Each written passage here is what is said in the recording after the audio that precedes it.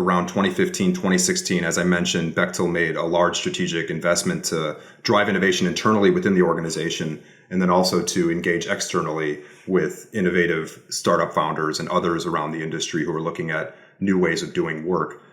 We called it the Future Fund, and again, it was this investment in changing things, and really formed the basis of the Office of Innovation.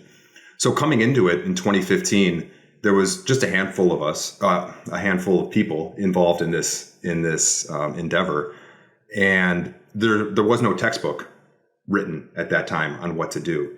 And so here we are. There's 5 of us in this 40,000 person organization, and I have my network to tap. The other folks on the team have their network to tap.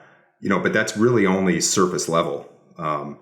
And the realization came about halfway through the time building out the Office of Innovation, where it was kind of brass tacks. It was like, okay, guys, let's get stuff done. We need to start showing some ROI here. And we were really leaning hard into our network of folks around the company, really oil and gas heavy. Some folks in infrastructure, a lot of folks in infrastructure were involved. Mining and metals was involved, and nuclear security, environmental at that time was involved as well. But it's a huge organization.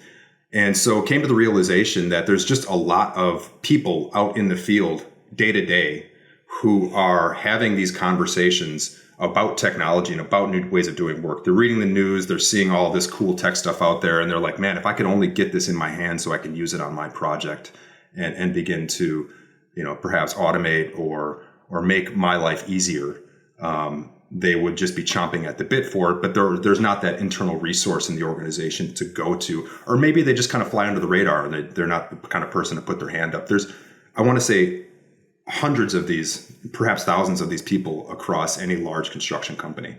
And so the challenge was really finding out who those people were. And so it's really hard to do in a large and medium-sized construction company because of this field-based and project-based nature of our work.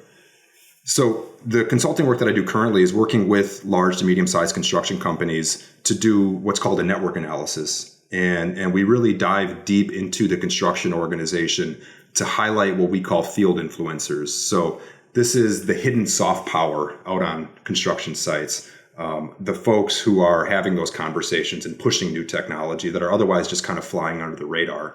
And what this network analysis does is it highlights who those individuals are. Because the technology and innovation leadership teams, they likely think they know who those folks are, but in actuality, the peer identified folks are likely very different than who they think they are. So that's the first step. And then also what we do is we develop. I want to pause you there personas. I want to pause you there for 1 second, because when I hear network, and I know that everybody listening, when they hear network, at least a lot of them think of, are you analyzing network traffic or looking at who's using what software? No, you're actually talking about a people network. That's right. It's how different people are connected around the field teams.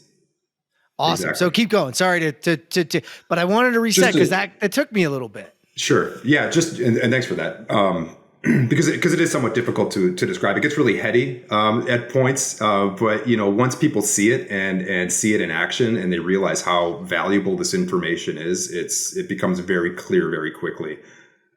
So I'll just round this out by saying that the other thing we do is we develop personas around different individuals within the field teams. So another challenge that construction companies have with technology adoption is that oftentimes they'll just swamp the entire organization with all of these new shiny objects, and you end up getting what's called innovation fatigue. Folks are just kind of sick and tired of hearing about all this stuff because they're not interested in it. It's not applicable to what they do. They don't really have too much interest in it.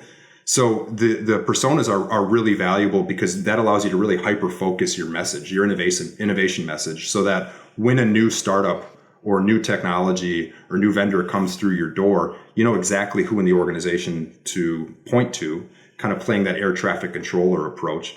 Go have a chat with these folks on this field team. And it just really allows you to do your enterprise-wide technology strategy much better.